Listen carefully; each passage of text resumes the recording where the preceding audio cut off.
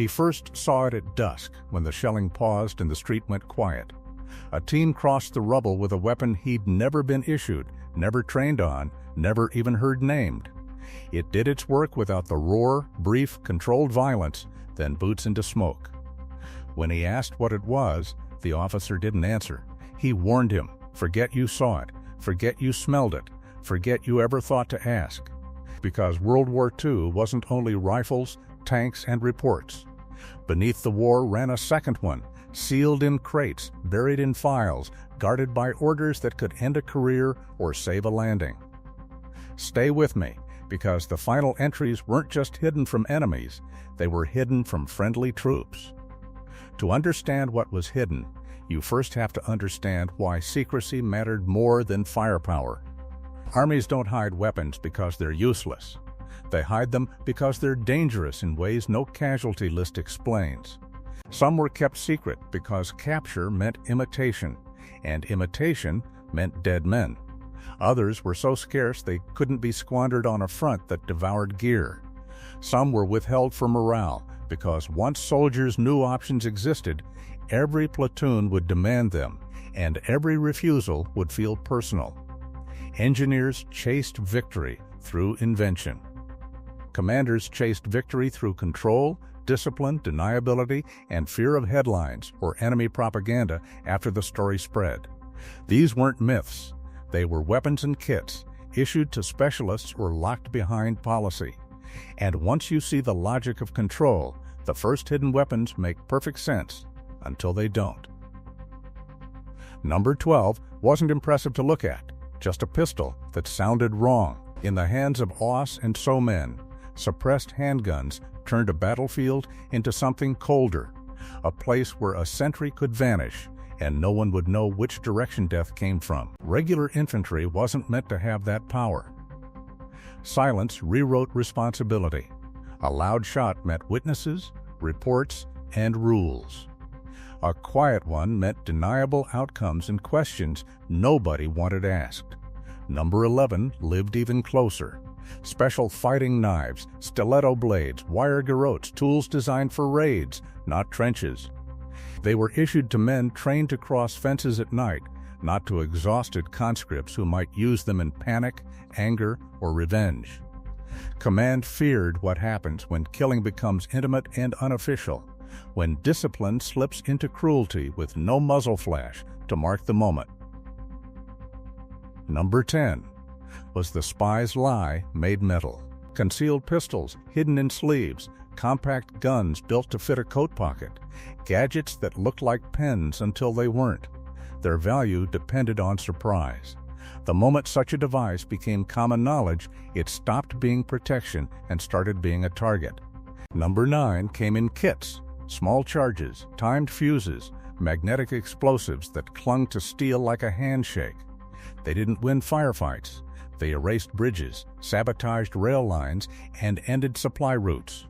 Most soldiers never saw them, because these tools belonged to the war that couldn't be acknowledged. To the rifleman, war was noise and paperwork. To these men, war was absence, no shell crater, no smoke, just a missing guard and a path suddenly open. But silence wasn't the only thing kept from the ranks. Sometimes the danger was what the weapon did after it hit.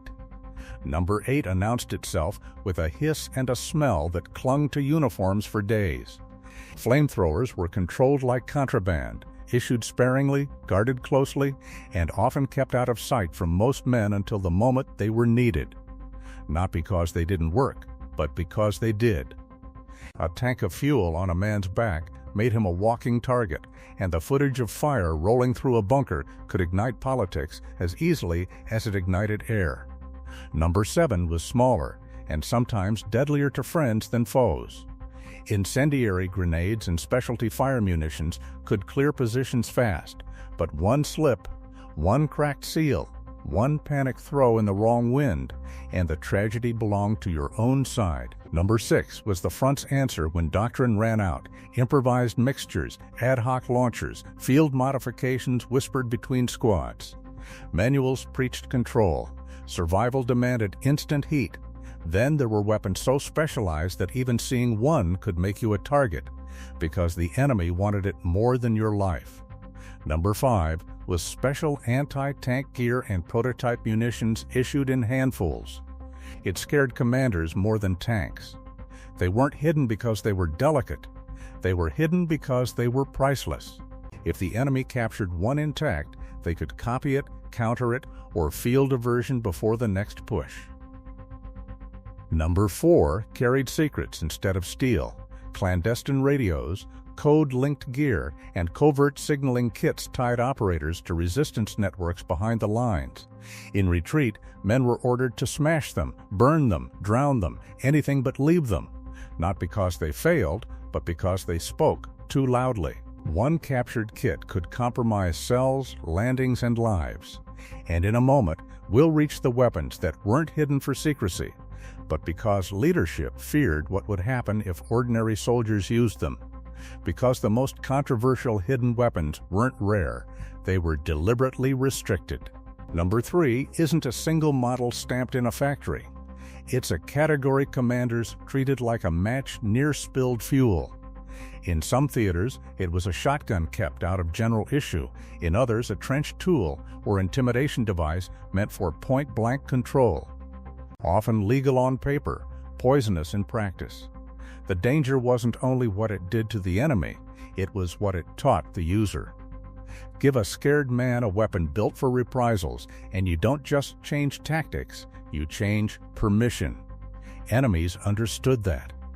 A photograph, a rumor, a captured example could become propaganda, an excuse for retaliation, a spark in rage. Leadership feared that chain reaction. Once brutality feels authorized, discipline cracks and crimes multiply. But the final 2 entries weren't just controversial. They changed what a battlefield was and who got to survive it.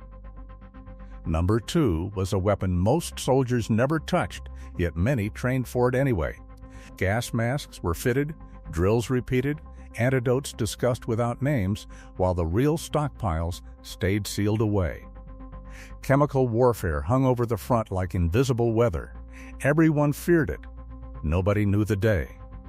Command walked a tightrope. Use gas and invite escalation and condemnation, refuse it and risk being caught unprepared if the enemy struck first. So the public story became restraint. Officially, armies held themselves back. Privately, plans waited for the worst morning, when doctrine would surrender to desperation in a single order. If gas was the nightmare everyone rehearsed, the last hidden weapon was something else entirely. An answer so final, it could end secrecy by ending the war. Which brings us to the final hidden weapon, the one that wasn't kept from soldiers because it was small, but because it was too big to explain. Number 1 wasn't hidden in a holster or a crate. It was hidden in budgets, in tests, in locked rooms where even allies were told only what they needed to move the next piece.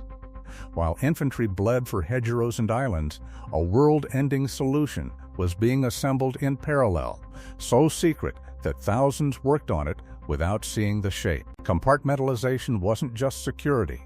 It was containment of panic, of politics, of the moral shockwave that would follow the moment the weapon left theory and became fire. That's the uncomfortable lesson of hidden weapons. WWII isn't only the story of what armies issued, it's also the story of what they withheld, because control can be as decisive as steel, and fear can be as strategic as courage.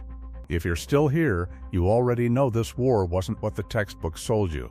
Hit like, subscribe, and tell me in the comments which one crossed the line, because the next episode gets worse.